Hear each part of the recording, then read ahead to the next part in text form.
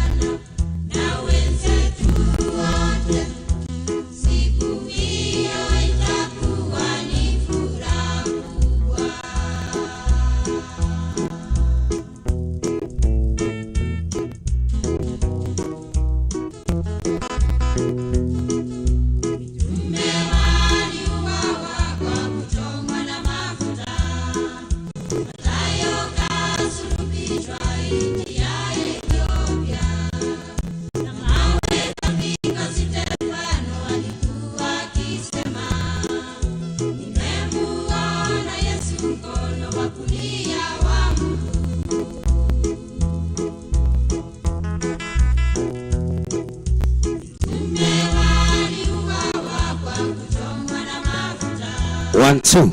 Aya. Sawa kabisa. One, two. Aya. Basi wakaaji wa mji wa Lare Mungu ametujalia tena siku ya leo kurudi katika uwanja huu. Kama ilivyo ada na desturi, webe ni ule ule. Hakuna kubadilisha. Ingawa leo tuna mtu ambaye anahitaji mjadala na sisi. Ilikuwa tuangalie kwa nini Uislamu sio dini ya Mungu. Ilikuwa tuanze na mada hiyo. Kwa maana leo Waislamu wanadanganya watu ati manabii wa Mungu akina Ibrahimu, akina Musa, akina Suleimani ati walikuwa Waislamu. Huu ni uongo na kosa la jinai. Ilikuwa kwanza hizo hoja leo tuzike katika kaburi ya sahau. Alafu baadaye ndio tuweze kukabiliana na wengine ambao wanatumia Biblia kivyao. Yaani mtu anakuambia ati hakuna mbinguni tunaenda, ati tunagoja tukae hii dunia hii. Hata akili ya kawaida kweli inakubali? Sio ni fundisho baya liko hata kinyume na akili ya kawaida tu, hata bila kusoma maandiko. Hebu kwanza nisaidie Timotheo wa kwanza 2 mstari wa kwanza. Inasema nini? Timotheo wa kwanza 2 mstari wake ni wa kwanza. Naam, maandiko inasema hivi. Inasemaje? Basi kabla mambo yote. Basi kabla ya mambo yote nataka dua na sala na maombezi na shukrani zifanywe kwa ajili ya watu wote. Basi utaratibu wa Mungu ni kabla ya mambo yote dua iweze kufanyika. Na nilisema wakati tunapoomba, yani ni kuigia ama ni kusungumza na Mungu. Ni kusungumza na Mungu kwa njia ya maombi. Kwa njia ya maombi ni kuzungumza na Mungu kwa njia ya maombi. Kwa hivyo tunanyenyekea mbele zake, maana Mungu ni mtukufu, Mungu ni mtakatifu, na Mungu ni muweza asiyewezwa. Anakaa mahali ambaye hakuna dhambi. Kwa hivyo tunapoenda mbele zake kwa maombi, tunanyenyekea mbele zake. Na ndio naona wote walioenda mbele za Mungu zamani walinyenyekea mbele zake kwa kupiga magoti. Ingawa leo waombaji wa leo kupiga magoti ni kama kuwatesa. Ukiwaambia tupigie Mungu magoti, basi ni kama umewatesa. Lakini wote ambao ni watakatifu ndani ya Biblia walimpigia Mungu magoti. Hebu nisaidie Luka 22:41. Yesu hata kama alikuwa mwana wa Mungu, Yesu alipigia Mungu magoti. Lakini leo Wakristo wa leo wanataka maombi ya kusimama. Sijui walijifunza kwa nani. Soma hiyo tusikie. Inasemaje? Mwenyewe akajitenga nao kiasi cha kutupa jiwe. Yesu alijitenga na wanafunzi wake kama kiasi cha kutupa jiwe. Akapiga magoti akaomba. Atakafanyaje? Akapiga magoti akaomba. Kwa hivyo hata Yesu mwenyewe alipiga nini? Magoti. Akafanyaje? Akaomba. Sasa sisi nini kitazuia tupige magoti bana? Kama Yesu mwenyewe anapiga magoti, wewe ni nani? Tunaomba. Baba wetu wa mbinguni, jina lako litukuzwe. Tunalisifu na kuliinua jina lako masaa haya kwa ajili ya wema wako. Umetujalia uhai na ukatujalia akili timamu. Tumekuja hapa kwa ajili ya kusabaratisha ngome ya yule muovu shetani. Mafundisho yaliyo kinyume na mafundisho yako, Bwana, tumekuja kwa ajili ya kuyasabaratisha ili ukweli wako uweze kudhihirika, watu wako waweze kufuata na uweze kuwakomboa. Tujalie, na ni katika jina la Yesu tumeomba. Amina. Amina. Basi maombi yakiwa ni kifunguzi, mkutano wetu umefunguka. Sasa yule aliyekuwa anataka mjadala anaweza akakaribia, tukiwa tunaangalia mambo mawili au matatu yanahusiana na Uislamu. Tuliwaambia kuanzia juzi ya kwamba ni haramu kabisa mtu kumwacha Yesu ama kuacha imani ya Kikristo ukaigia Uislamu. Hiyo ni makosa makubwa, kwa sababu kwanza, kitu cha kwanza tuliona imani ya kusema Yesu ni mwana wa Mungu haikubaliki msikitini, wanapinga. Lakini mitume na manabii pamoja na Mungu mwenyewe wamefundisha. Sasa kama Mungu amefundisha Yesu ni mwana wa Mungu na tumusikie yeye, sasa mtu mwingine akija baadaye anapinga hiyo, atakuwa huyo ni kafiri. Ni sawasawa na shetani, wakati Mungu alisema mkila tunda mtakufa. Hakika shetani akaja baadaye akasema hamtakufa, akaja kumpiga Mungu. Kwa hivyo shetani tukitangaza ni kafiri ni kweli, maana kazi yake ni kupinga kauli tangulizi ya Mungu. Sasa Muhammad naye akaja bado kupinga kauli tangulizi. Mungu akatangaza Yesu ni mwanawe, Yesu katangaza yeye ni mwana wa Mungu, mitume wakatangaza Yesu ni mwana wa Mungu. Muhammad akaja kwa ajili ya kupinga. Kwa hivyo tumesimama kidete tukisema Muhammad na Waislamu kuwaita kafiri sio matusi, hiyo ni sifa yao, maana wanapinga kauli tangulizi. Jana tukaona bado Muhammad hakuna mahali ana vigezo vya kutumwa na Mungu aliye hai. Tuliona mke wake Hadija pamoja na padre wa Katoliki ambaye anaitwa Waraka bin Nafai wamehusika kumtuma Muhammad na wakamtangaza kuwa ni nabii wa Mungu, lakini Mungu hakuna mahali amewahi kumtuma Muhammad. Kwa hivyo ni kosa la jinai mtu kufuata Muhammad, kosa la jinai. Leo ilikuwa tuangalie hii dini ya Uislamu ni dini ya Mungu au ni dini ya kutengenezwa. Ilikuwa tuangalie leo, na ni kweli Muhammad ndiye mwenye kutengeneza dini ya Uislamu. Hakuna nabii wa Mungu amewahi kuwa Muislamu. Lakini kwa sababu tuna mjadala, wacha tuweke mjadala na tuweke sheria ya mjadala, maana mjadala bila sheria watu wanamalizia kutukanana, watu wanamalizia kurushiana maneno. Lakini mjadala uko na sheria yake. Msomaji, naam, hebu nisaidie Timotheo wa 2:14. Hii ndio sheria ya mjadala. Mungu anakubali mjadala. Mungu anakubali mjadala. Hakuna mahali kwa Biblia Mungu amekataza mjadala ama mashindano au mabishano. Mungu hajakataa, lakini amekataa mashindano ya maneno.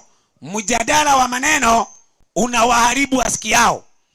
Kwa hivyo hapa tuko na Biblia, tunaikubali kuanzia mwanzo mpaka Ufunuo. Ukiona mtu ambaye hakubali, ujue huyo ni mtu ambaye kwa mjadala hawezani abadan. Kwa hivyo mjadala wetu utatumiwa maandiko. Soma tusikie.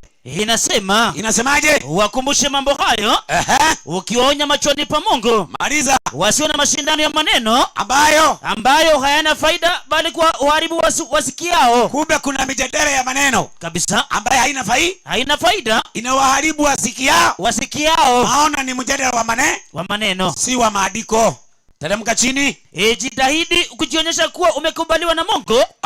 Mtenda kazi asiye na sababu ya kutahiri. Tupe habari. Ukitumia kwa halali neno la kweli. Ukitumia kwa halali neno la nini? Neno la kweli. Kwa hivyo mjadala unaokubalika ni mjadala wa kutumia neno la kweli ama maandiko. Kwa mfano, example anasema Muingereza, mzungu anasema example, mfano. Matendo 18:28. Hiyo ni mfano tu. Kuna mtu alikuja kwa mjadala mahali zamani akashindwa mbele ya watu wote. Kwa nini alishindwa? Soma tusikie. Inasema kwa maana aliwashinda Wayahudi kabisa. Huyu ni mtu alijadiliana na Wayahudi akawashinda mbele ya watu wote. Mbele ya watu wote. Kwa nini? Akionyesha kwa maneno ya maandiko. Rudia tena. Akionyesha kwa maneno ya maandiko. Rudia tena. Akionyesha kwa maneno ya maandiko kwamba ya kuwa Yesu ni Kristo. Hata Yesu ni Kristo. Kwa hivyo ukiona mtu ambaye anasema Yesu si Kristo, huyo ni mtu ambaye anashindwa mjadala asubuhi na mapema. Kwa hivyo leo tuko na mjadala baina yetu sisi na Church of God. Ni hivyo ama mnajitaje? Mpe mbaika, maana hiyo elimu yao na Church of God haiko bali. Mnajitaje? Kusanyiko la Yahweh. Kusanyiko la Yahweh. Sasa tuko na mjadala na kanisa ya Yahweh, maana wao wanaongea lugha zingine, lakini ukisema kanisa basi shida. Lakini kanisa, kusanyiko, eklesia, unaona yote inaitwa jina moja. Ni kama kusema bread au mkate, ni lugha tu kabisa. Sasa tuko na mjadala na kusanyiko ya Yahweh. Sasa kwa sababu aliomba mjadala yeye, akachagua mada yeye. Mada aliyochagua, je, kuna mahali Biblia inafundisha tumaini letu tunaenda mbinguni? Sasa mimi nitaweza kumpea nafasi yule ambaye anatetea kusanyiko la Yahweh. Tumumpe dakika ngapi? Ungetaka dakika ngapi? Hebu mpe maiki. Unataka dakika ngapi? Dakika 5. Dakika 5 ni dakika kidogo bwana. Dakika 5 unataka nini? Kuume una maneno? Sinakupa dakika 5 na mimi 5. Mimi sitaki dakika 5, nakupa dakika 15. Kama utakuja hapa urukaruke mpaka ziishe. Dakika 15 unazo hapa. Hizo ni mingi sana za maandiko. Usinipasuye pavu wewe. Wewe hata ukipasuka, unajua umesema vizuri. Mimi nataka sikiliza kidogo kwa sababu ni mjadala. Mimi mada yenye tunafundisha siwezi kufundisha na dakika 5. Mimi dakika 15 ndio nitatumia. Kama unatumia 5 wewe tumia. Lakini dakika 15 kila pande. Chukua dakika 15. Kama hutamaliza hizo zingine ubakishe tu. Hakuna shida. Karibu. Weka microphone hapo. Sasa hapo wewe unakuja unatoa andiko, anakusomea. Unajenga hoja yako. Mimi nakusikiliza tu hapa. Mada, kuna kwenda mbinguni ama hakuna kwenda mbinguni? Ndio mada. Na huko ndani unaweza kuchanganya jina Yahweh, Elohimu, Yahshua. Unaweza changanya angalau dakika zako ziweze kutumika. Haya, kuja. Anaitwaje? Atatuambia tu.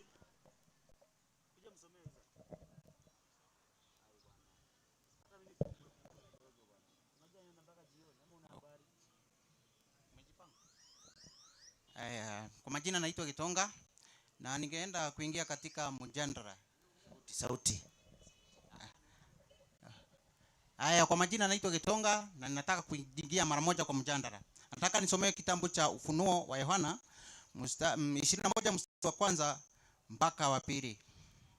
Hii inasema, kisha nikaona mbingu mpya na nchi mpya.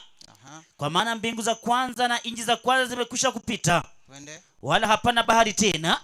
Nami nikauona mji ule mtakatifu Yerusalemu mpya ukishuka kutoka mbinguni kwa Mungu, umewekwa tayari kama bibi harusi aliyekwisha kupambwa kwa mumewe. Hapo tunaona vizuri sana. Mji ambao unaitwa Yerusalemu mpya umetoka mbinguni, umeshuka hapa duniani. Na umetoka kwa muumbaji mwenyewe.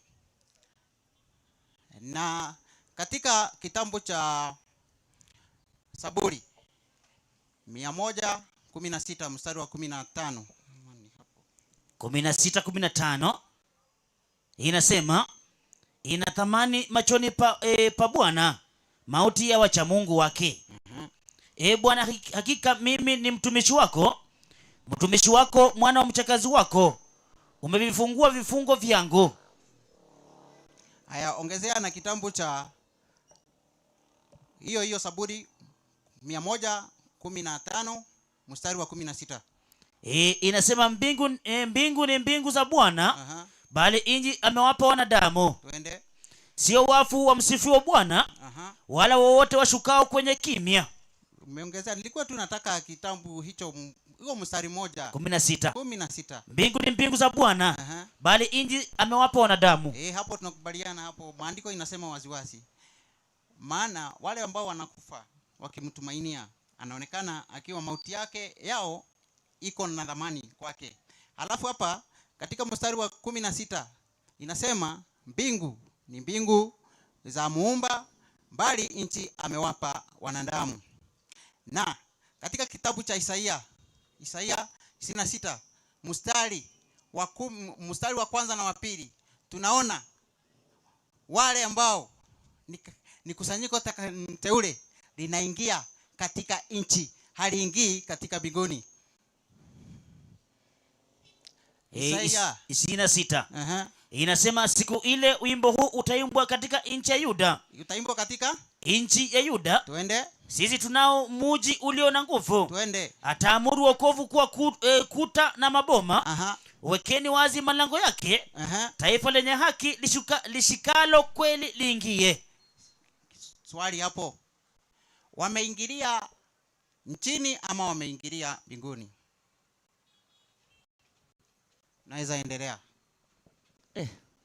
Umemaliza? Sasa wewe chukua zako 15 mzuri. Aya, kwanza nisaidie 18 17 Methali kwanza. Kitabu kile cha Methali 18 17 inasema hivi. Ajitetea kwanza huonekana kuwa na haki. Lakini jirani yake huja na kumchunguza. Basi kwanza mimi sijamuelewa. Mada ya bae tumeiweka ni kama kuna tumaini la kwenda mbinguni au hakuna. Mimi sijamuelewa. Ile kitu amefanya ni kusema mbingu ni za Mungu, alafu dunia amewapea wanadamu. Sasa kwani saa hii tunakaa mbinguni? Si Mungu ametupa hii dunia tukae? Kabisa. Na Mungu makao yake ni wapi saa hii? Ni mbinguni. Hebu nisaidie Zaburi 115:3. Si ati ya kwamba Mungu anakaa hapa. Mungu makao yake ni mbinguni, lakini dunia ametupea. Lakini mwisho tutaenda mahali aliko. Hiyo ndio ile kitu ambaye inawapiga chega watu wa kusanyiko la Yahweh. Soma usikie. Inasemaje? Lakini Mungu wetu yuko mbinguni. Mungu wetu yuko wapi? Yuko mbinguni. Na sisi tuko wapi? Tuko duniani. Kumbe Mungu ametupa dunia. Na yeye anakaa wapi? Mbinguni. Hiyo si kusema hatuendi mbinguni. Hiyo si hoja ya kusema kwa sababu ate Mungu anakaa mbinguni na sisi duniani ate ya kwamba hatutaenda mbinguni. Hapana. Sasa naomba nikupe andiko, alafu baadaye nitakupa nafasi uje hapa ulivunje hilo andiko likose kusema hivyo linasema. Wafilipi 2, Wafilipi 3:20. Hebu soma. Kitabu kile cha Wafilipi. Sasa kusanyiko la Yahweh mna kibarua. Hili andiko mfute kwa Biblia lisipatikane. Hebu soma tusikie. Inasemaje? Kwa maana sisi wenyeji wetu uko mbinguni. Uko wapi? Uko mbinguni. Na Mungu anakaa wapi? Anakaa mbinguni. Kumbe huko ndio wenyeji wetu uko. Sasa ukisoma kwa Biblia Kimeru, ninaweza taka kujua vile ambavyo Wameru wanaita mahali mtu ana wenyeji.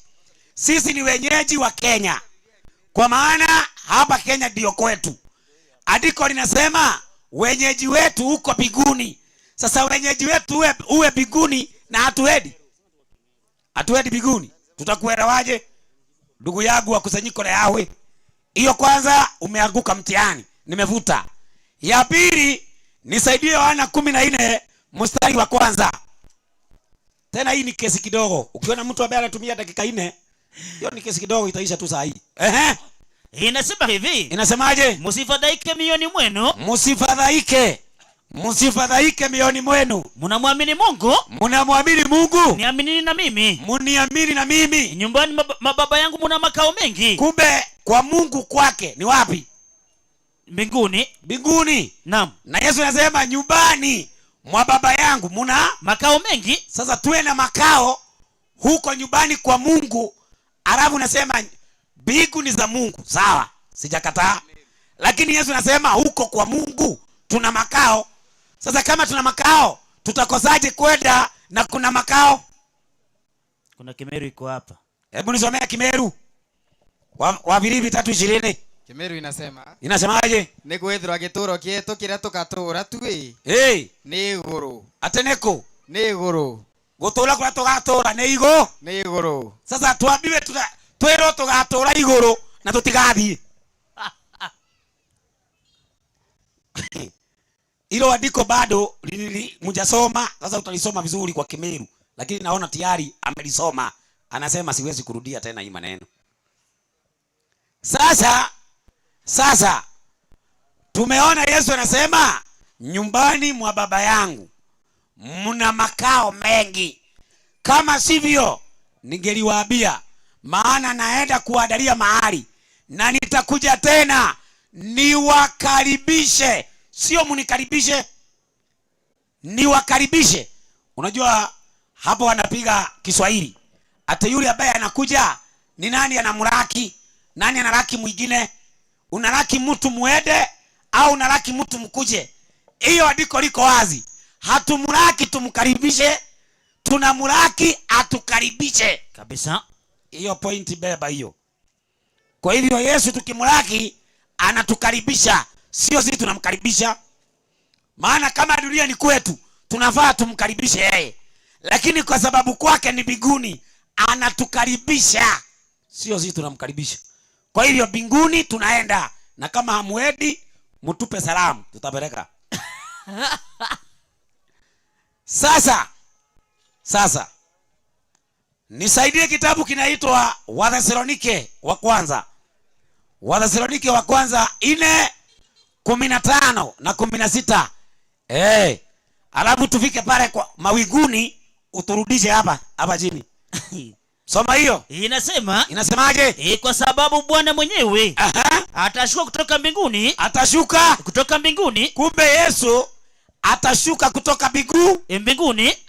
Pamoja na mwaliko. Na sauti ya malaika mkuu. wakuu. Na parapanda ya Mungu. Twende. Nao waliokufa katika Kristo watafanyaje? Watafufuliwa kwanza. Kumbe kuna watu ambao wamekufa tayari. Kabisa. Katika Kristo watafufuliwa kwanza. Alafu kisha sisi tulio hai tuliosalia tutanyakuliwa pamoja nao katika mawingu. Katika mawingu ili tumulaki Bwana hewani. Kumbe tunamulaki wapi? Bwana hewani. Alafu anasema atatukaribisha kwake. Kwa hivyo tukimulaki mawinguni atatukaribisha kwake. Si ati ya kwamba tutarudi, tutaenda. Tukiendaga huko juu. Nyinyi ndio mtaki kuenda, sijui mlikosea nini huko. Sasa kwa sababu kuna kitabu cha Ufunuo 11 kinaongelea mashahidi wawili, wanaitwa mizeituni miwili, ama agano la kale, agano jipya. Wale wanaoshikilia ukweli wa Biblia ndio wanaitwa mashahidi wawili, sio mtu binafsi ate nabii fulani au mizeituni ate miti. Hapana, Mungu anatumia mifano. Mizeituni miwili, neno la Mungu. Wale wanatumia, wanasimama kwa kweli, watasikia sauti ikisemaje? 11:12 Ufunuo wa Yohana. Inasema hivi. Inasemaje? Wakasikia sauti kuu kutoka mbinguni ikiwaambia. Wakasikia sauti kuu ikiwaambia, pandeni hata huko. Padeni hata huku. Wakapanda mbinguni. Wakapanda mbinguni. Nani? Wakapanda mbinguni. Ndio. Wakapanda adui zao wakiwatazama. Kwa hivyo watu wa Mungu wale wanashikilia ukweli wataenda mbinguni. Ndio hao wanaitwa mashahidi wawili. Neno la Mungu la kale, neno la Mungu jipya. Wale wanawasimamia mbinguni wataenda. Wenye dhambi nao watafanywaje? Maana mbinguni hawataenda. Watafanywaje? Nisaidie 25:33 Yeremia. Alafu ukumbuke huyu mtu wa kusanyiko la Yahwe, yeye ndiye aliomba mada dakika 5 hajamaliza, dakika 4. Alafu akwambia ana kitu anafundisha 4 minutes. Anafundisha nini? Soma hiyo. Yeremia 25. Ngapi? Yeremia 25:33. 33 inasema hivi. Inasemaje? Inasema twende. Na waliouawa na Bwana siku ile. Waliouawa na Bwana siku ile watakuwepo. Toka upande mmoja wa dunia hata upande wa pili. Hawataliliwa wala kukusanywa. Kwa hivyo wenye dhambi watauawa nani? Na Bwana. Na watakatifu wataenda wapi? Mbinguni. Sasa kama wenye dhambi watauawa na watakatifu wataenda mbinguni, dunia itabaki nani? Hamna. Hakuna mtu. Kwa maana wenye dhambi wameuawa, watakatifu wameenda. Yeremia 4:23. Yeremia 4:23. Inasema hivi. Inasemaje? Naliangalia nchi na tazama, ilikuwa ukiwa haina watu. Haina watu. Na hao wanasema hatutaenda wapi? Hataenda mbinguni. Na Yeremia naona dunia ikiwa haina watu. Na anasema hatuendi wapi? Hatuendi mbinguni. Sasa dunia haina watu, tumeenda wapi? Dunia inaonekana haina watu. Kwa nini? Wenye dhambi wameuawa, watakatifu wameenda mbinguni. Hawa wenye dhambi sasa waliouawa watafufuliwa lini? Msomaji. Naam. Ufunuo 25. 25 inasema, unakuja kurusha mawe polisi. Sugetuacha tu na amani yetu kwanza, tutoke Waislamu kwanza. Soma hiyo. Inasemaje? Hao wafu waliosaliwa,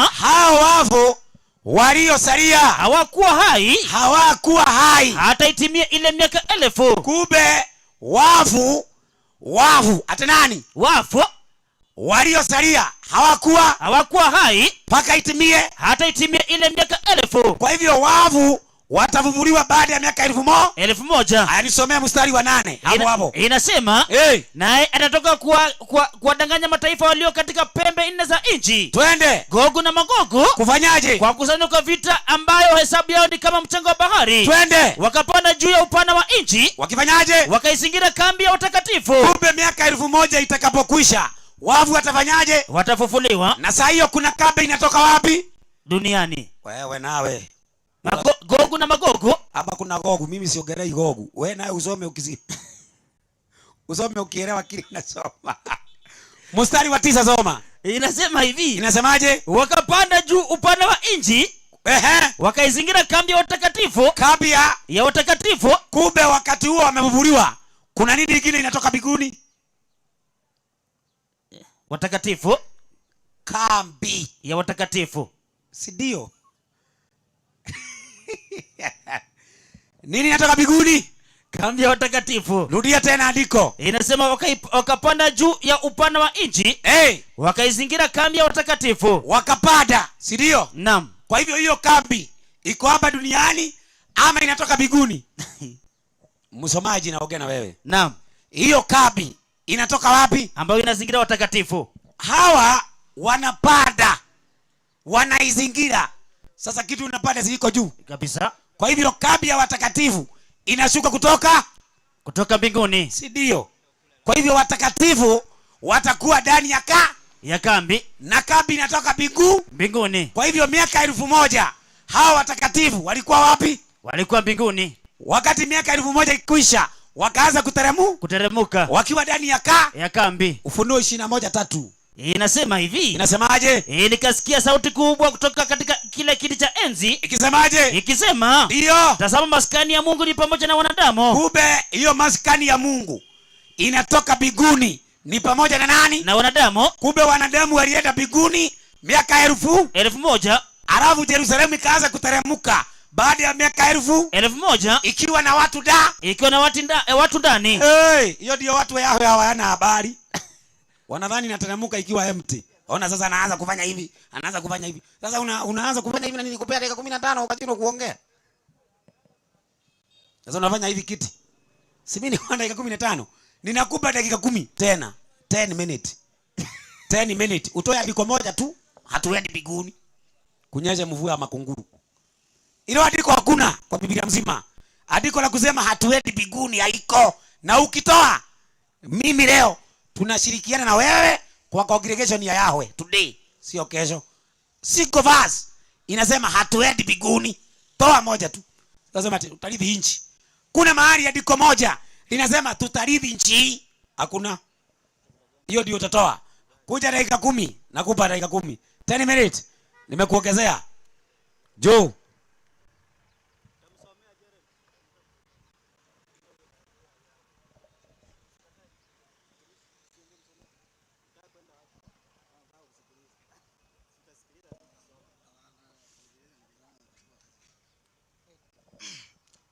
Kwanza nikipenda tuanze na hicho kitabu cha Yohana 20 mstari wa 9.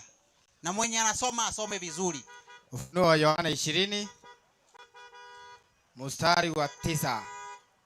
20 verse 9. Aha. Inasemaje? Wakapanda juu ya upana wa nchi. Wakaizingira. Wamepanda juu ya upana wa nini? Wakapanda juu ya upana wa nchi ama wa mbingu? Wa nchi. Soma vizuri. Wakapanda juu ya upana wa nchi. Na mwenzako amesoma nini hapo? Amesoma juu ya upana wa nini? Si amesoma hivyo? Hapana. Amesoma upana juu ya mbingu. Imesema vizuri sana. Upana juu ya nini? Wakapanda juu ya upana wa nchi. Twende. Wakaizingira kambi ya watakatifu. Aha. Na mji huo uliopendwa. Twende. Moto ukashuka kutoka mbinguni. Aha. Ukawala. Haya, nataka kuwarudisha hapa chini. Twende katika kitabu cha Yohana 3 mstari wa 13. Twende. Yohana Injili. Yohana Injili 3:13 inasema. Soma.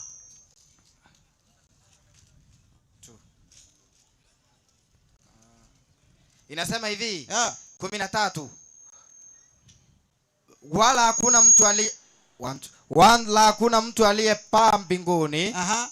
Ila yeye aliyeshuka kutoka mbinguni. Aha. Yaani mwana wa Adamu. Haya, na wale wako na mafikira ya kuwa watapanda mbinguni. Maandiko ya matakatifu yanasema nini? Obadia 1:4.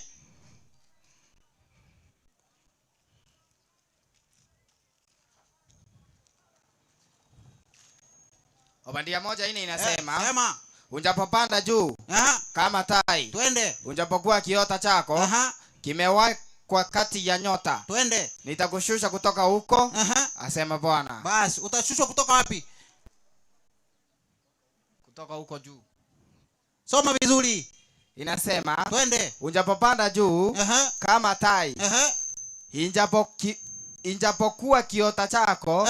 Kimewekwa kati ya nyota. Aha. Nitakushusha kutoka huko. Aha. Asema Bwana. Kwa hivyo wale wanadhania wataenda huko juu, watashushwa wapi? Watashushwa huko, asema Bwana. Basi watashushwa wapi? Huko ni wapi? Kutoka huko juu, asema Bwana. Haya, ningependa mwalimu tupandishe juu. Hebu kwanza nisaidie kitabu kinaitwa Petero wa pili 3:15. Hiyo ndio shida ya huyu jamaa. Kutumia maandiko vibaya. Tena haelezi. Yaani ametoa andiko, ngoja uone vile ametumia vibaya na kudhibitishia Suza hii. Si ati ya kwamba ni kwa siri. 3:15 inasemaje? Nanyi hesabuni uvumilivu wa Bwana wetu Yesu Kristo kuwa ni wokovu. Kama vile ndugu yetu mpenzi Paulo alivyo waandikia kwa hekima aliyopewa. Twende. Vile kama katika nyaraka zake zote pia. Ndio. Akitoa habari ya mambo hayo. Katika nyaraka hizo. Yamo mambo ambayo ni magumu kuelewa nayo. Na mambo hayo. Ndio. Watu wasio na elimu. Wasio imara. Uyapotoa. Kama vile wayapotoavyo na maandiko mengine. Subiri. Kumbe kuna watu wanapotoa maandiko ya. Haya, ametoa Yohana 3:13. Hebu isome. Yaani huyu sasa anasema hakuna watu biguni. Ati hakuna mtu aliyeenda biguni. Na biguni tunaambiwa kuna wazee 24. Walikuwa huko ama waliendaga? Alafu unataka kutumia hiyo haya ati hakuna mtu amewahi enda biguni. Hao wazee 24 nao waliendea pande gani? Unaona? Alafu Elia alienda kwa upepo wa kisulisuli. Musa alikufa akafufuliwa na akaenda. Ni mnasema ati alienda ni kama karatasi akaanguka na hapo. Kaanguka na hapo aje? Soma hiyo. Inasema hivi. Inasemaje? Wala hakuna mtu aliyepaa mbinguni. Ila yeye aliyeshuka kutoka mbinguni. Nani? Yaani mwana wa Adamu. Sasa yeye aliposikia hakuna mtu aliyepaa, akaweka kupaa. Ni kwenda hii? Ni kwenda juu. Ni kwenda juu. Sasa tuulize Biblia, ni nini maana ya kupaa? Huyu anafikiri kupaa ni hivi. Ni kwenda juu. Nisaidie Waefeso 4:9. Mfundishe. Inasema hivi. Ni nini maana ya kupaa? Unaposikia kupaa, maana yake nini? Soma usikie. Basi. Neno hilo. Alipaa. Neno hilo alipaa. Maana yake ni nini kama? Sikusema kwamba yeye naye alifanyaje? Alishuka. Kumbe hiyo neno kupaa maana yake ni kusema alifanyaje? Alishuka. Kumbe hakuna mtu mwingine amewahi kushuka biguni, kutoka biguni akaja isipokuwa nani? Mwana wa Adamu. Lakini alikuwa anataka kugeuza. Ati hakuna mtu aliyepanda kwenda wapi? Mbinguni. Lakini mbinguni Elia yuko mbinguni. Yuko mbinguni. Musa yuko mbinguni. Yuko mbinguni. Kwa nini yako mbinguni? 17:5 Mathayo. 17:5 Mathayo. Anzia 3. Inasema hivi. Kusanyiko la Yahwe kwanza wana mafundisho mengi ya uogo. Hawa. Usifikiri ati wana mafundisho ya ukweli. Wana mafundisho mengi ya uogo kusanyiko la Yahwe. Na mada ya leo watu wote wa hapa Rale ni ushahidi tosha, hawasemi ukweli. Kwa maana hata ukimpea dakika 10 anatumia 2 huyo. Anamaliza? Amalizi. Soma hiyo. Inasema. Inasemaje? Na tazama. Ndio. Wakatokewa na Musa na Elia. Wakatokewa na Musa na nani? Na Elia. Kumbe Musa na Elia walimtokea Yesu. Wewe unafikiri ati aliwavuvua? Kuna mahali walikuwa wamekaa kwa kanyumba fulani.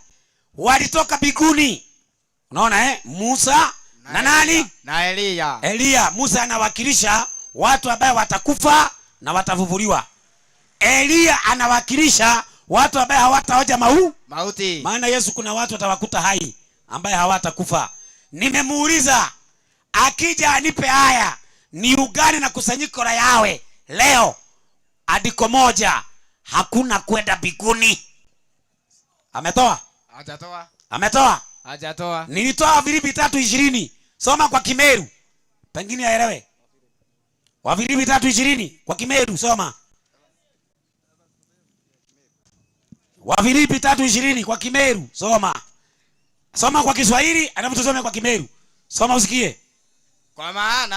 Kwa maana wenyeji wetu huko mbinguni. Kumbe Biblia inasema wenyeji wetu huko wapi? Huko mbinguni. Kusanyiko la Yahwe wanasema hatuendi mbinguni. Biblia inasema kusanyiko la Yahwe Biblia inasema sisi tuende wapi? Mbinguni. Kusanyiko la Yahwe hawaendi mbinguni. Sijui walikosea nini huko. Waliua huko ama sijui.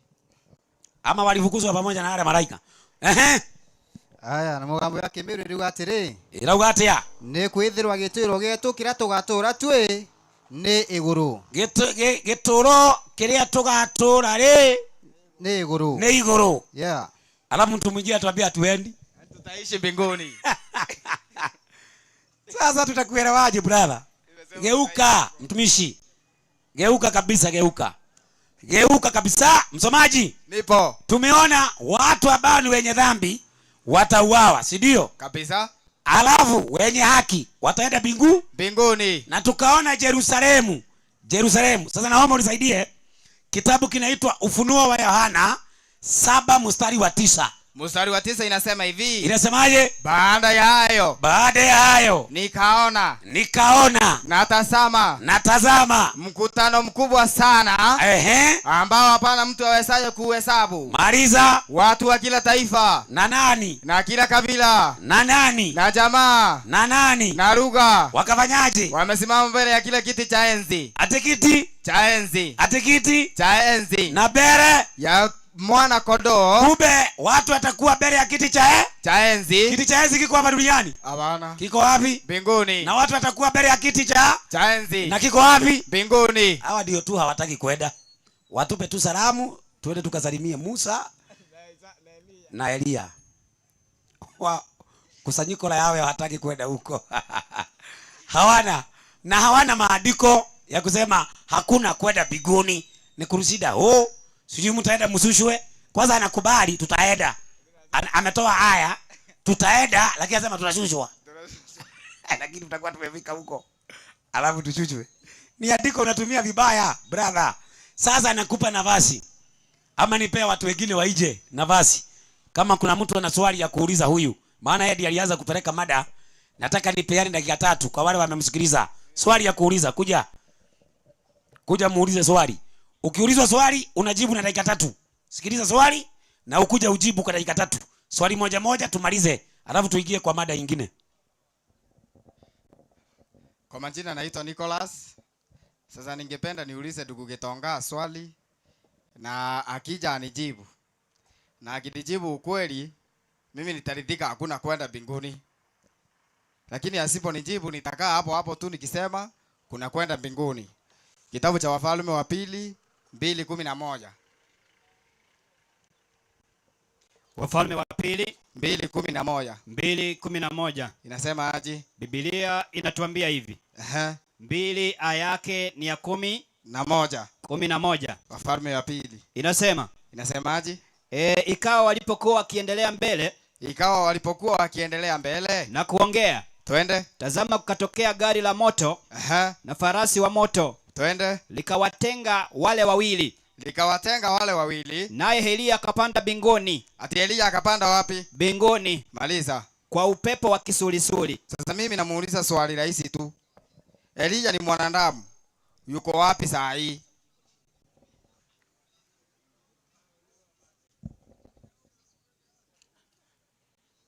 Maandiko imesema waziwazi Elia alipanda mbinguni. Tuko pamoja?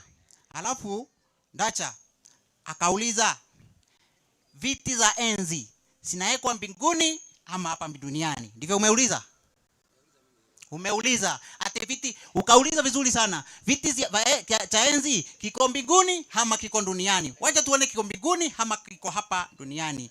Nisomewe kitabu cha Danieli 7. Danieli 7 ngapi? Ni confirm. Ngoja kidogo.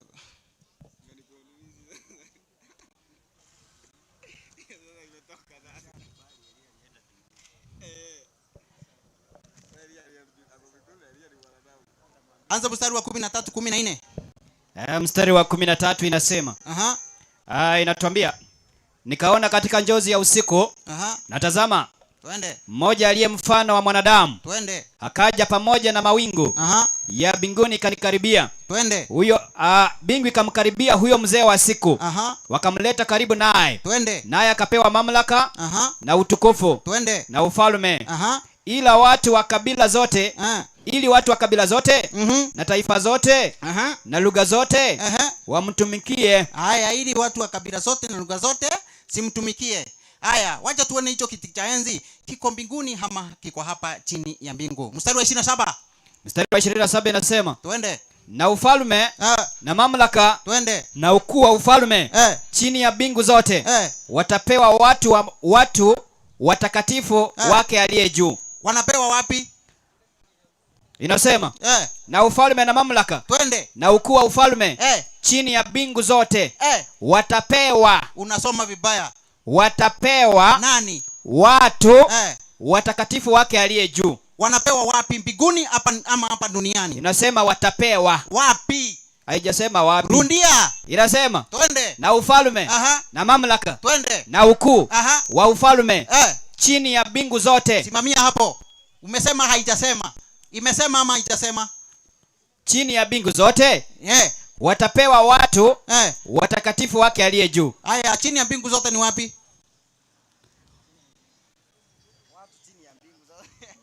Tupandishe juu tenda mwalimu. Ujibu swali ya yule. Amekubali, alienda. Maandiko inasema waziwazi mbinguni. Alienda mbinguni. Na wewe unagojea kubaki hapa kufanya nini? Sasa mimi nilikuwa nimeuliza kulingana na andiko ikasema Elia alienda mbinguni. Sasa mimi naomba niongezee kitu kidogo tu itongadi arudi hapa dakika moja. Yakobo 5:17. Kitabu cha Yakobo 5:17. Yakobo 5:17 inasema hivi. Inasema aje? Elia alikuwa mwanadamu mwenye tabia moja na sisi. Simamia hapo. Kwa hivyo Elia ni mwanadamu mwenye tabia moja na nani? Na sisi. Si ndio? Kabisa. Sasa nauliza, kama Elia ako mbinguni, kwani itonge Elia amekushindi na nini ndio wewe usiende? Maana wewe na Elia mko na tabia moja. Sasa amekushindi na nini ndio wewe usiende, Elia akaenda? Ama ulifanya nini huko? Haya, enda ujibu hiyo pia. Oka.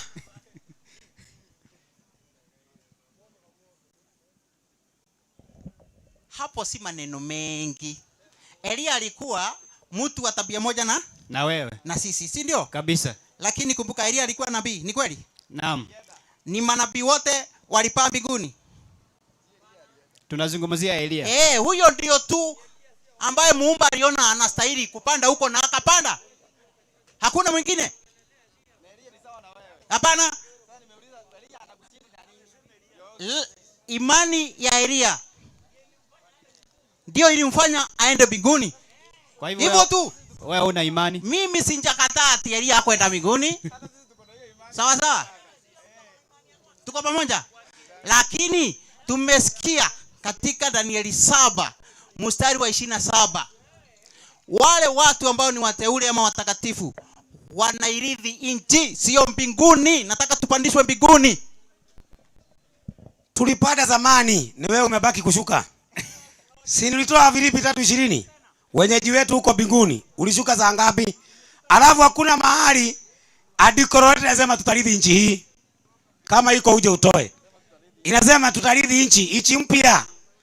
Na hiyo nchi mpya itatoka mbinguni baada ya miaka 1000. Huwa wapi huyu? Kwani usikilizi mada? Usikilizi mada wewe. Alafu katika Yerusalemu kutakuwa na kiti cha enzi cha Mungu na cha mwana kondoo ndani ya Yerusalemu. Hiyo Yerusalemu itashuka baada ya miaka 1000, baada ya watu kwenda mbinguni miaka 1000. Alafu Yerusalemu itashuka na ndani yake kutakuwa na kiti cha enzi cha Mungu na cha mwana kondoo. Hivyo simple. Alafu kitu kingine, wewe katika mafundisho yako una contradiction. Mtu ambaye anakusikiliza kwa makini anafaa kujua mafundisho yako haijanyoka. Kwa nini?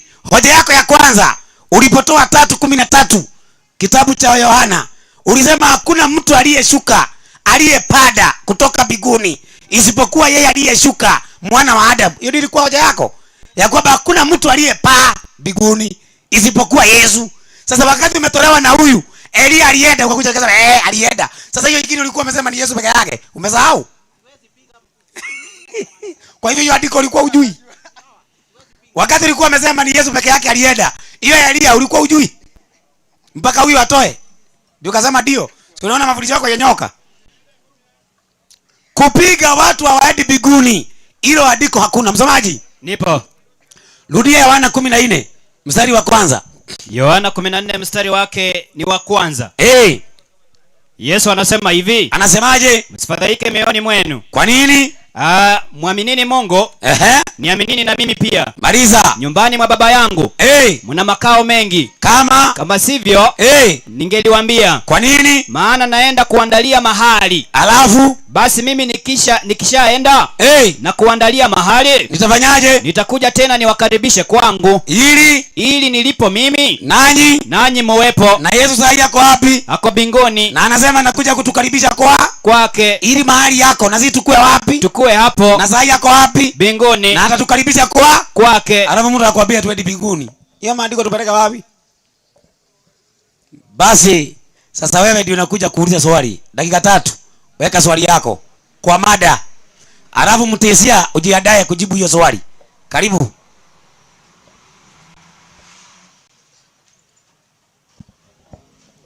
Sijakataa. Mwokozi yuko mbinguni. Na alienda kutuandalia nini? Mahali. Na mahali hapo ndio Yerusalemu. Lakini maandiko inasema wasiwasi. Ufunuo Yohana 21 verse 1, 2 and 3. Inasema nini? Kisha nikaona mbingu mpya na nchi mpya. Kwa maana mbingu za kwanza zimefanya nini? Na nchi ya kwanza zimekwisha kupita. Twende. Wala hapana bahari tena. Nami nikaona mji ule mtakatifu Yerusalemu mpya ukishuka kutoka mbinguni kwa Mungu. Imeshuka kutoka wapi? Mbinguni. Kwa nani? Kwa Mungu. Imekuja wapi? Imeshuka kutoka mbinguni. Haya, imeshuka. Imekashuka kutoka mbinguni. Umewekwa tayari kama bibi harusi. Umewekwa tayari kama bibi harusi aliyekwisha kupambwa. Ngoja kidogo. Bibi harusi aliyekwisha kupambwa. Tutumie huo mfano. Watu wanapofanya ndoa, mwanaume anakuanga ameingilia mwanamke? Hapana. Lakini watakapo unganishwa, hayo mengine mnajua venye yanatendeka. Sasa mji umefika wapi? Duniani. Sauti ikatoka juu ikasema nini? Mstari wa 3 inasema nikasikia sauti kubwa kutoka katika kile kiti cha enzi. Twende. Ikisema tazama maskani ya Mungu ni pamoja na wanadamu. Maana imetoka juu imekuja mbinguni, sasa imekuja duniani. Sasa hii pamoja na nani? Wanadamu. naye atafanya maskani yake pamoja nao. Nao atafanya maskani yake pamoja na wanadamu, maana wamekaribishwa tayari. Nani mwingine ako na swali? Wewe ndio unauliza swali, tunangojea. Swali ni hili. Mimi nataka ukija hapa andiko la kusema wasiwasi mnaingia mbinguni.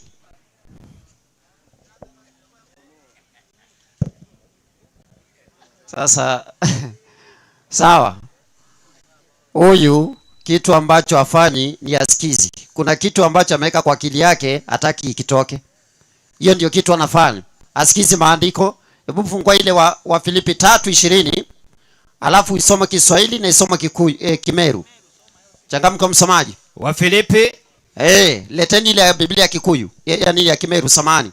Inasema safi, kwa maana sisi wenyeji wetu, maandika nasema wenyeji, unless huyu hajui Kiswahili. Sasa kwa sababu labda hajui Kiswahili, ndio maana tunataka kutumia Kimeru ili tumsaidie kuelewa hata Biblia kwa lugha yake mwenyewe. Hebu soma hiyo tena. Inasema safi, kwa maana sisi wenyeji wetu uko mbinguni. Ukisikia wenyeji wetu uko mbinguni, leo ukisikia mtu anasema wenyeji wake ni wa Marekani, inamaanisha ni wa Kenya ama yeye ni wa Marekani? Yeye ni wa ng'ambo. Inamaanisha yeye makao yake iko wapi? Ng'ambo. Iko ng'ambo. Kwa hivyo maandika nasema wenyeji wetu uko wapi? Mbinguni. Uko mbinguni. Na kwa sababu labda Kiswahili ndio kinampiga chenga, hebu nipe Kimeru. Kimeru kiruga atiri kiwe ni kwithirwa gituro gietu kiria tugatura twe ni iguru. Ati niku ni iguru. Hiyo Kimeru sinaeleweka kabisa. Kwa hivyo mahali tutakaa, makao yetu tutakaa wapi? Juu mbinguni. Tutakaa wapi? Mbinguni. Akija hapa tuambie kama juu ni hapa. Haya, wacha ulizo swali kwa hapa na ulizo. Halo. Mwalimu. Salama, nataka uulize swali akisikia. Kwanza sema jina lako na uko wapi? Mimi naitwa Kamau kutoka Thika. Unaitwa Kamau kutoka Thika? Swali yako? Swali langu nauliza hivi. Yeye ametoa Ufunuo 21:1 hadi 3. Ametoa Ufunuo 21:1 mpaka 3. Hadi 3 Na amesema mwana kondoo ametayarisha bibi harusi. Yerusalemu imetengenezwa kama bibi harusi. Ndio. Sasa swali langu liko hapa. Kwa maana wao hawaendi mbinguni. Na katika Wafilipi 3:20 inatuambia sisi makazi yetu yako mbinguni. Ndio. Na wao imani kubwa ya Wamasihi ni ufalme wa miaka 1000. Wakimaliza miaka 1000 wataenda mbinguni ama watabaki duniani? Na ufalme wa miaka 1000 utakuwa duniani ama utakuwa Yerusalemu ama utakuwa mbinguni? Okay. Umesikia swali? Haya, karibu.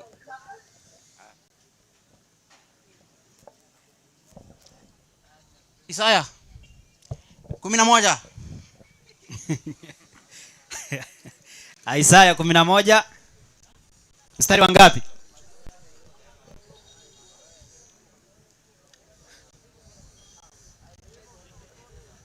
Wacha Google kwanza. Sio Google, lazima nifungue nini.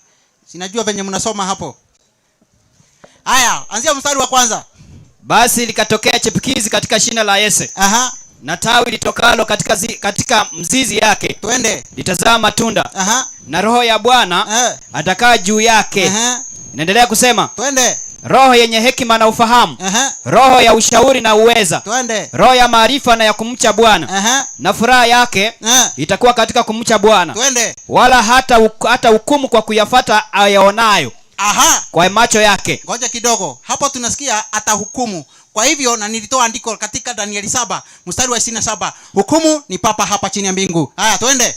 Naendelea kusema. Wala hataonya kwa kuyafata yasikiayo kwa masikio yake. Twende. Bali kwa haki. Atahukumu maskini.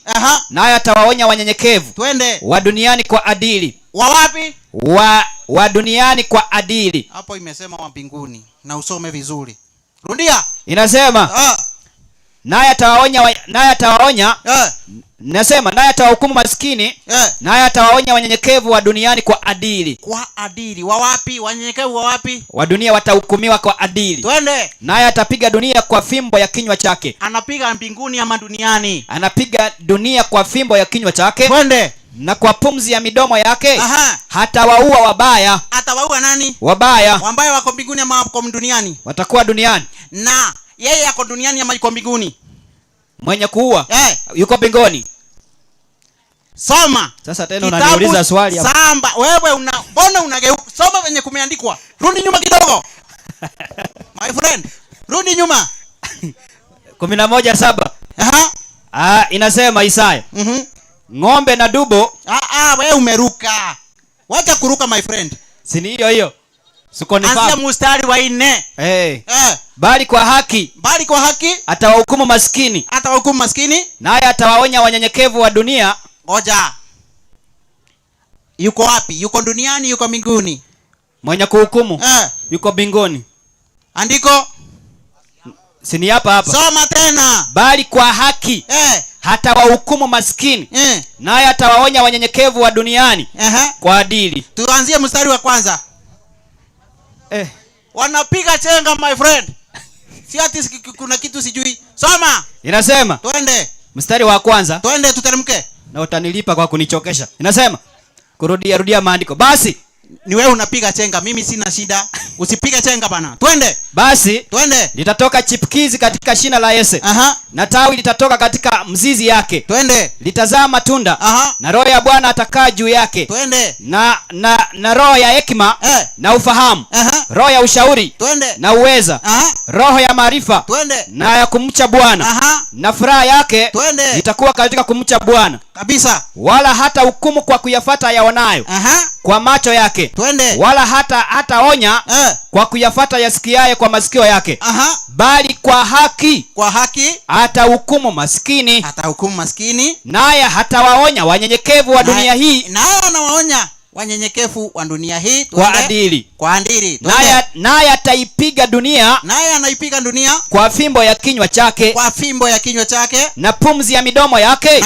Na pumzi ya midomo yake. Atawaua wabaya. Anawaua wabaya. Twende. Na haki itakuwa mshipi wa viuno vyake. Itakuwa mshipi wa viuno vyake. Na uaminifu mshipi wa kujifunga. Mshipi wa kujifunga.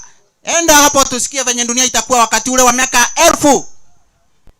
Inasema mstari wa 6. Mbwa mwitu atakaa pamoja na mwana kondo. Simama hapo. Mbwa mwitu anapatikana wapi? Duniani ama mbinguni? Msituni.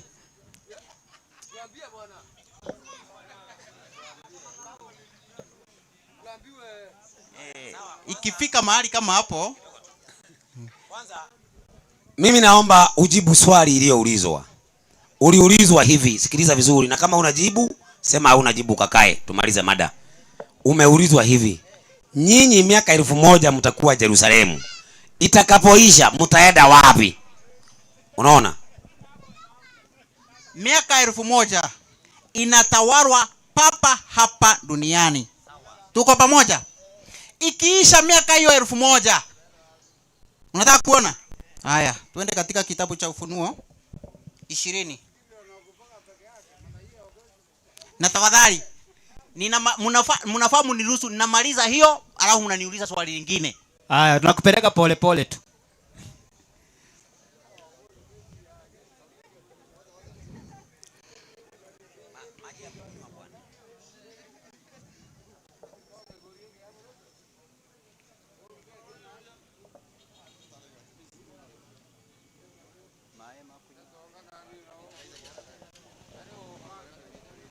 Haya, tuanzie mstari wa 7. 20 mstari wa 7. Inasema nini? Yeye ashindaye. Haya. Ufunuo 20 mstari wa 7. Inasema na hiyo miaka 1000 itakapokwisha. Na hiyo miaka 1000 itakapokwisha, Shetani atafunguliwa. Atoke kifungoni mwake. Twende. Naye atatoka kuwadanganya mataifa walio katika pembe 4 za nchi. Twende. Gugu na Magugu. Kuwakusanya kwa vita. Ambao hesabu yao ni kama mchanga wa bahari. Twende. Wakapanda juu ya upana wa nchi. Wakaizingira kambi ya watakatifu. Twende. Na mji huo uliopendwa. Moto ukashuka kutoka mbinguni. Ukawala wale ambao walikuwa wanatoa vita juu ya ule mji. Tuendelee. Inasema na yule ibilisi mwenye kuwadanganya akatupwa katika ziwa la moto na kibiriti alimo, inasema na yule ibilisi mwenye kuwadanganya akatupa katika ziwa la moto na kibiriti halimo yule mnyama na yule nabii wa uongo, nao watateswa mchana na usiku hata milele na milele. Mstari wa 11 inasema kisha nikaona kiti cha enzi kikubwa cheupe. Sasa ni after 1000 years, kiti kikubwa cha enzi sasa kile cheupe. Twende. Na yeye aketie juu yake ambaye nchi na mbingu zinakimbia uso wake. Twende. Na mahali pawa pa kuonekana. Nikaona wafu wakubwa kwa wadogo wamesimama mbele ya hicho kiti cha enzi. Na vitabu vikafunguliwa.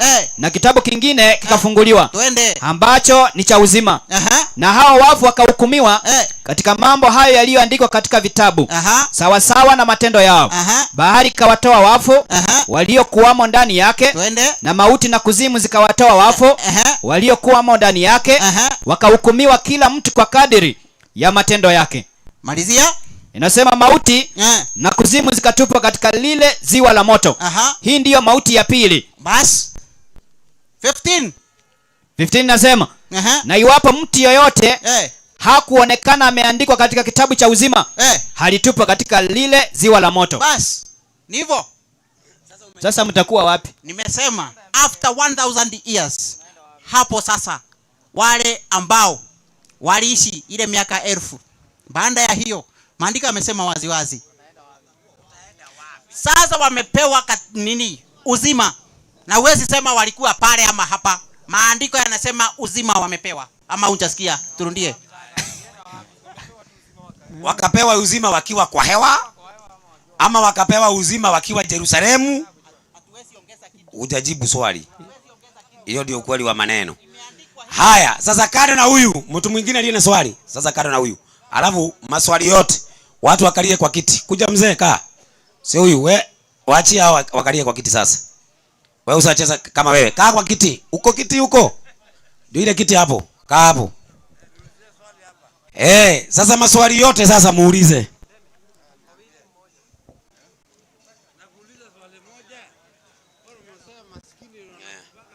Mpe maiki. Anayo. Nakuuliza mbona maskini? Habari yako kwanza. Mimi naitwa Habari yako kwanza nikujulie hali. Hali yako vipi? Hali yangu iko sawa. Mimi mzima kabisa, naitwa Ndasha. Na mimi naitwa Motora. Yeah. Swali yako. Nakuuliza mbona unasema maskini ndio wanakupaka mbele ya wengine kwa nini? Nani amesema? Mbona matajiri wenyewe hawezi kufa? Kifo inabeba tajiri na maskini. Hakuna mtu anakufa mbele ya mwingine. Hakuna maskini anakufa mbele ya tajiri. Mimi sijasema kitu kama hiyo. Sijasema. Wako wawili maji moto. Mwingine mwenye swali? Mpe maiki. Habari yako? Nzuri. Naitwa Ndasha. Mimi naitwa Cyrus. Cyrus? Uko na swali? Niko na swali. Uliza. Swali yangu kwa katika kitabu cha Mathayo 12 mstari ni wa 40. Wa 40, siku 3 mchana na usiku. Mathayo 12 mstari wa 40 inasema kwani kama vile Yona alivyokuwa siku 3 mchana na usiku katika tumbo la nyangumi, hivyo ndivyo nani mwana wa Adamu atakavyokuwa siku 3 mchana na usiku katika moyo wa nchi. Haya, mpe maiki. Haya. Sasa swali yangu na siku nilisikia wewe ukisema alikufa siku ya Friday. Si mimi nilisema? Kwa maandiko wetu, tuseme ni wewe, kwa sababu ni wewe unatoa hiyo maandiko, sio? Ukasema alikufa siku ya Friday. Ndio. Sasa nataka kutoka hiyo siku ya Friday unihesabia sikuje siku 3 usiku na mchana ili afuke kabla ya. Nani alikuambia moyo wa inji ni kaburi? Ni wapi? Nani alikuambia? Kwa maana unajua ni kwa nini? Katika kitabu wakati. Umeelewa swali? Nimeelewa. Nimekuulizaje? Umeniuliza nani ainiambia moyo wa inji ni kaburi? Ni kaburi. Si Yesu anakaa kwa moyo wa inji. Sawa. Siku 3 mchana na usiku. Sasa wewe unasema moyo wa inji ni wapi? Ni kwa kaburi kulingana kwa haji kwa. Nipe andiko moyo wa inji ni kwa kaburi. Wa maandiko. Naomba unipe moyo wa inji ni kaburi. Haya. Kuna twende pole pole. Hapa. Hii sio campaign. Tunatafuta ukweli. Ndio nikakuuliza swali, naomba unijibu. Nitajibu juu kwa maswali. Ama uko na karatasi umeandika? Si ndio? Ama walikuandikia? Mimi nasahau. Haya, soma hiyo uliandikiwa mpaka iishe. Haya. Swali ni wakati Alimatheo alienda akaitisha mwili wa Mwokozi. Aliweka wapi? Mpe huyo. Luka 23:53. Inasema 53. Ndio. Mwili uliwekwa wapi? Hiyo ndio swali yake. Akaushusha. Akauzinga sanda ya kitani. Akaweka katika kaburi. Mpe maiki. Si unaona mimi ananiuliza na mjibu haraka. Sinakwambia sasa. Aliweka wapi? Kwa kaburi. Sasa mimi swali yangu kwako. Nipe andiko moyo wa inchi ni kaburi. Moyo wa kaburi. Ujue wewe. Tusianze kusungukana. Sikusungukana. Ulisema vizuri sana. Alikufa siku ya Friday. Alikufa Friday. Hiyo hata ni Biblia inasema. Na katika maandiko imesema yeye mwenyewe amesema atakaa siku 3 usiku na mchana. Nikuulize swali. Yesu aliwekwa mikononi. Hebu nikuulize kwanza. Uliza. Mimi ndio niko na swali sio wewe. Uliza. Nakuuliza. Alisema wewe ulisema ama vile maandiko imesema. Imesema aliwekwa kwa kaburi. Ama atakaa kwa moyo wa nchi siku 3 usiku na mchana. Ndio. Ndivyo? Na ulisema alikufa Friday? Alikufa Friday. Sasa nataka unielezee hiyo siku 3 usiku na mchana. Sasa wacha nikuonyeshe sasa. Moyo wa nchi si wakati wa kuingia kwa kaburi. Ni wakati amepeanwa kwa mikono ya wenye dhambi. Amepeanwa kwa mikono ya wenye dhambi Thursday usiku. Haya, sikatai. Sasa tuhesabu na wewe. Sawa, tuhesabu. Thursday usiku. Kwa hivyo hata Thursday usiku. Sawa hii. Haya. Friday mchana. Sawa hiyo ni usiku na mchana. Sawa alafu tunaingia Friday usiku. Sawa Saturday mchana. Hiyo ni usiku na mchana. Na unipea andiko usiniambia na mdomo Ai, kwani ninasemaje? Si nimeshakwambia. Unajua kuna kitu unataka kusuguka hivi. Unajua sasa tufanye hivi basi. Hebu nikuulize swali moja. Kwa hiyo tu mada. Please tafadhali usikasirike. Nakasirika kwa nini bwana? Nani anakuambia naweza? Tuende kwa Marko. No, Unaona vile umeruka hapo hata ukumaliza niseme kenye nilikuwa nasema. Tuende kwa Marko 15. Gapi? 34 to 37. Aya mpe asome. 34 to 37 inasema, na saa 9 Yesu akapaza sauti yake kwa nguvu. Eloi Eloi. Lama sabakitani. Twende. Maana yake Mungu wangu, Mungu wangu, mbona umeniacha? Safi. Sini hiyo. Haya. Mpaka 37. Nataka 37 tu ndio 35 inasema. Tusome 37. Naye Yesu akatoa sauti yake kuu, akakata roho. Meisha hiyo. Haya, hiyo kwa tao ni kumaanisha aje? Kukata roho si kukufa? Ni kukufa. Na sasa kukufa ile siku ulikuwa unasema na kukumbuke vizuri. Hiyo amekufa umesema kulikuwa Friday? Ngoja tafadhali. Kasema ilikuwa Friday. Si mimi ninasema. Maandiko wanasema ilikuwa Friday. Maandiko ndio inasema hivyo. Na hiyo Friday wanasema ni Friday. Sasa hiyo siku ya Friday amekata roho saa 9. Saa 9. Ndio. By jioni huyu anaitwaje? Huyu alikuja Yusufu Alimathea. Yusufu akakuja akaitisha nini? Akachukua mwili wake. Akaenda akaiweka wapi? Kwa kaburi. Sasa nataka unionyeshe kwa hiyo siku kutoka hapo itakuwa siku 3 aje. Sasa kwa nini unanilazimisha ikue hapo? Hizi wewe unasema? Si mimi nilisema, mpe huyu nikuonyeshe kitu. Kwanza nimekwambia Yesu hahesabiwi kuingia kwa moyo wa nchi wakati anaingia kwa kaburi. Anahesabiwa kuingia kwa moyo wa nchi wakati amechukuliwa mikononi mwa wenye dhambi. Wewe nikikwambia dunia itakufundisha, ni kaburi utakuwa umeingia kwa kaburi. Unaona Yesu wakati amepeanwa mikononi mwa wenye dhambi, hapo ndio tunaanza kuhesabia. Ameingia mikononi mwa wenye dhambi Thursday usiku. Mpaka kufufuka kwake ni siku 3 mchana na usiku. Simple as that. Haya. Kwa hiyo mada yenyewe tuende kwa Luka. Lazima tuende kwa utaratibu. Alafu hiyo ndio swali ya mwisho. Kama tutakuwa tumeelewana waende kwa swali lingine. Tuende kwa Luka 23 mstari wa 17. Ayombe asome. Ukijirudia tu kile ulisema, tunaenda kwa swali lingine ama mtu mwingine aulize swali. Inasema, maana ilimlazimu kumfungulia mfungwa mmoja wakati wa siku kuu. Wakapiga kelele wote pamoja wakisema, "Mondoe huyu, utufungulia Baraba." Naye ni mtu aliyetupwa gerezani kwa ajili ya fitina iliyokaa mjini kwa uaji. Haya, kwa hivyo ile ilikuwa nini? Ilikuwa pasa? Haya, hoja yako ni gani? Nataka kukuelewa. Nilikuwa nasema hiyo mnasema alikufa siku ya Friday. Ama sorry, alikuwa siku ya Friday akavuka hiyo mambo wakati wa Pasaka. Haikuwa ile sabato ile inakuaga ya ubaji. Sawa. Sasa mpe huyu kipaza sauti kwanza nikusaidie.